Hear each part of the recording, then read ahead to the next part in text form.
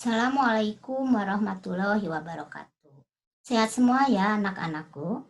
Pada kesempatan kali ini, kita akan mempelajari mengenai sistem reproduksi pada manusia.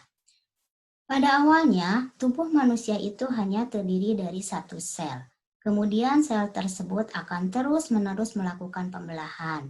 Hingga akhirnya pada saat kita dewasa, jumlah sel yang ada di dalam tubuh kita itu dapat mencapai sekitar 200 triliun. Seperti sudah kalian pelajari pada waktu kelas 7 tentang organisasi kehidupan, bahwa bagian terkecil dari makhluk hidup itu adalah sel. Sel akan bergabung membentuk jaringan, jaringan bergabung membentuk organ, organ membentuk sistem organ, dan sistem organ akan membentuk organisme. Kita merupakan salah satu contoh dari organisme. Kita dapat terlahir ke dunia ini karena adanya ayah dan ibu. Melalui suatu pernikahan, ayah dan ibu dapat menghasilkan keturunan.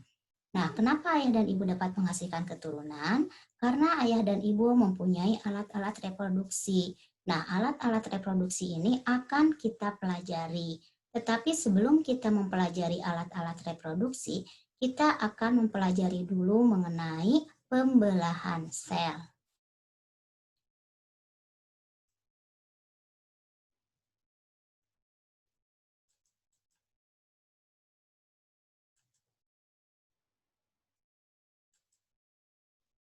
Nah, kita akan mempelajari mengenai pembelahan sel ya. Tujuan dari kita mempelajari pembelahan sel itu, yang pertama adalah menjelaskan tujuan pembelahan sel. Yang kedua, menjelaskan fase-fase pembelahan mitosis dan meiosis. Yang ketiga, menjelaskan ciri setiap fase pembelahan mitosis dan meiosis. Yang terakhir adalah membedakan karakter atau sifat sel anakan hasil pembelahan mitosis dan meiosis. Jadi nanti setelah kita mempelajari tentang pembelahan sel ini, kita harus dapat memahami keempat tujuan pembelajaran ini. Kita mulai dari pengertian pembelahan sel. Pembelahan sel adalah peristiwa di mana sebuah sel membelah menjadi dua atau lebih, menjadi sel yang baru. Bisa menjadi 2, bisa menjadi 4, bisa menjadi 8, dan seterusnya. Apa sih tujuan dari pembelahan sel itu? Tujuan dari pembelahan sel yang pertama adalah untuk pertumbuhan sel. Makhluk hidup dapat mengalami pertumbuhan, ditandai dengan bertambah banyaknya sel-sel. Semakin banyak sel pada makhluk hidup, maka semakin besar ukuran makhluk hidup tersebut. Contohnya kalian. Pada beberapa tahun yang lalu, kalian masih sekolah di TK, kemudian di SD, kemudian sekarang di SMP. Bandingkan pertumbuhan badan kalian yang asalnya kecil sekarang berubah menjadi besar. Itu menandakan bahwa sel-sel yang ada di dalam tubuh kita semakin banyak dan menjadi besar. Artinya sel itu melakukan pertumbuhan. Yang kedua, tujuan dari pembelahan sel itu adalah untuk melakukan perbaikan sel. Ketika tubuh kita terluka, terjadi kerusakan pada jaringan. Perbaikan jaringan yang rusak pada tubuh tersebut merupakan hasil dari proses pembelahan sel. Contohnya, kalau tangan kita terluka karena pisau, maka di situ ada luka sayatan. Nah, kemudian sel-sel yang ada pada luka tersebut akan memperbaiki diri dengan cara melakukan pembelahan, sehingga nanti sel-sel yang terbuka itu, sel-sel yang luka itu menjadi tertutup kembali. Itu tujuan dari pembelahan sel yang kedua. Kemudian yang ketiga, tujuan dari pembelahan sel itu adalah untuk reproduksi. Pada reproduksi seksual diperlukan sel kelamin untuk membentuk individu baru atau anakan. Proses pembentukan sel kelamin ini dilakukan dengan cara pembelahan sel. Nah, nanti ini yang akan kita pelajari. Kemudian selanjutnya kita membagi pembelahan sel menjadi dua bagian. Yang pertama adalah pembelahan sel secara mitosis dan yang kedua adalah pembelahan sel secara meiosis. Pembelahan mitosis terjadi pada sel-sel tubuh, sedangkan pembelahan meiosis terjadi pada sel-sel kelamin. Selanjutnya kita bahas mengenai pembelahan mitosis. Pembelahan mitosis merupakan pembelahan sel melalui tahap-tahap tertentu, yaitu ada 4 tahap pada pembelahan mitosis.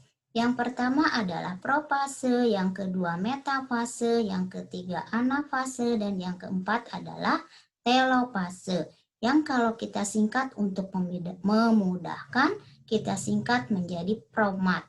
Pro dari profase, M metafase, A anafase, dan T adalah telofase.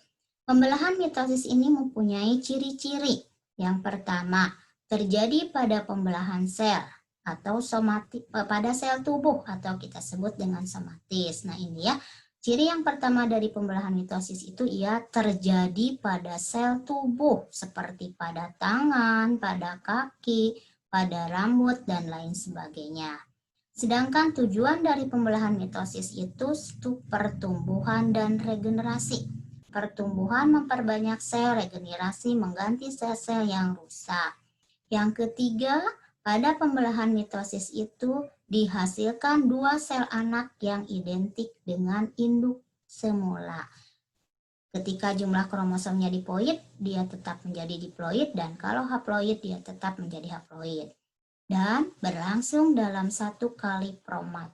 Jadi, keempat fase ini pada pembelahan mitosis terjadi hanya 1 kali saja. Nah, kita lihat dengan menggunakan gambar. Di sini, ini merupakan gambar dari pembelahan mitosis yang diawali oleh profase, metafase, anafase, dan telofase. Lihat pada profase, di sini ada membran inti, kemudian benang-benang kromatinnya menjadi kromosom. Kemudian pada metafase, ciri-cirinya kromosom berjejer pada bidang pembelahan nih.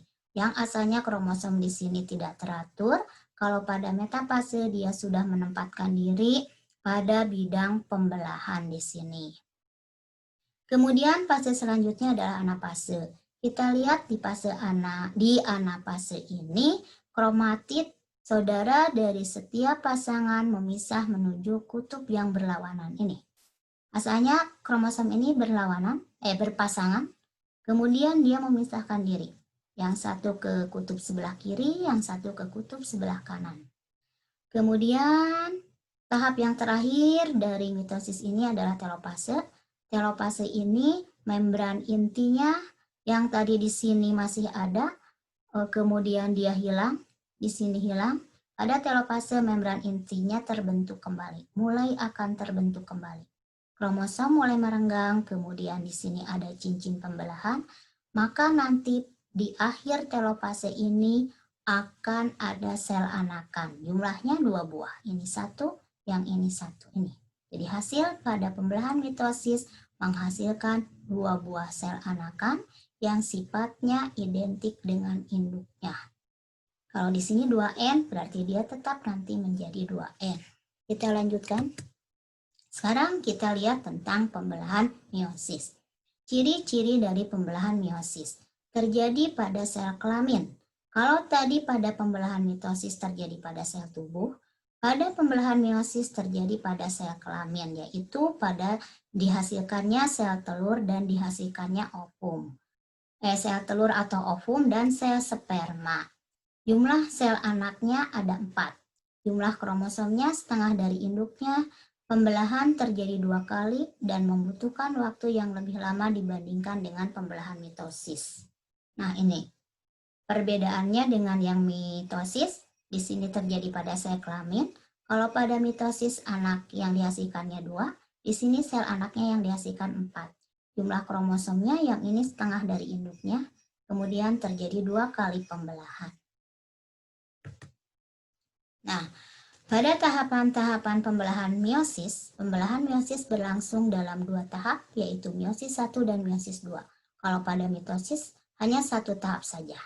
Pada meiosis 1 terjadi pengurangan jumlah kromosom, sedangkan pada meiosis 2 terjadi proses yang sama dengan pada pembelahan mitosis. Nih, Kalau dibuat gambarnya, kalau kita lihat di gambar, pada pembelahan meiosis ada dua fase. Ini fase yang tahapan pertama, ini yang tahapan kedua. Masing-masing tahap sama seperti pada mitosis, ada profase, metafase, anafase, dan telofase. Profase 1, metafase 1, anafase 1, telofase 1. Pada saat ininya sama, mula-mula selnya diploid, kemudian ini ada kromatidnya, ada pindah silangnya, kemudian mereka menuju bidang pembelahan, kemudian nanti kromosom homolognya memisahkan diri, maka terjadilah dua sel anakan. Tahap ini belum selesai.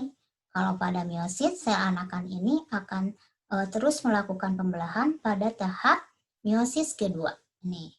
Tahap meiosis kedua, masuk ke profase kedua, anakannya ada dua, ini dia akan melakukan pembelahan lagi pada metafase 2, ini anafase 2, dan nanti pada telofase 2 akan dihasilkan 4 buah sel anakan.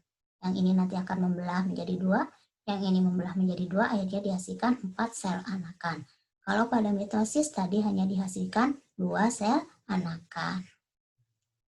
Nah, kita lihat dengan tabel perbedaan antara mitosis dan meiosis.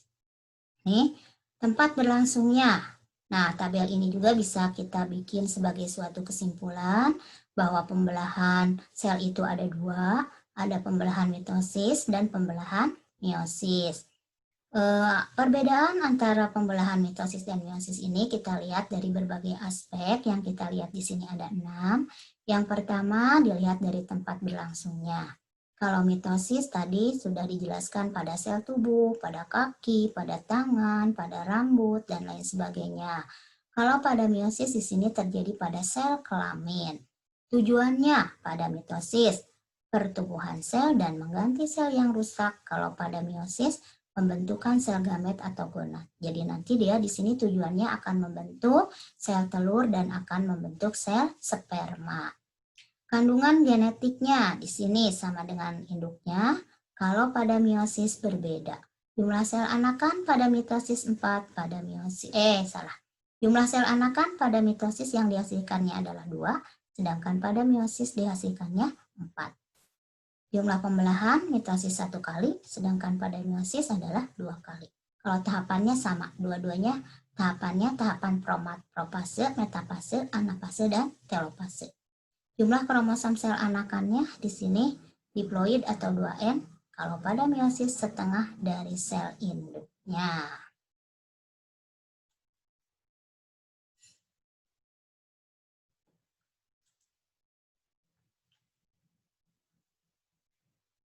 Nah, begitu anak-anakku, pada proses pembelajaran kali ini, itu yang dapat Ibu sampaikan.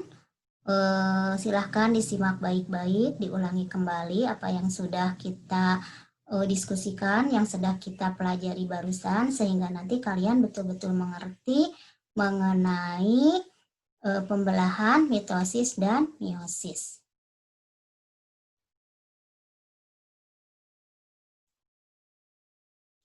Ya, sampai ketemu lagi pada pembelajaran berikutnya. Assalamualaikum warahmatullahi wabarakatuh.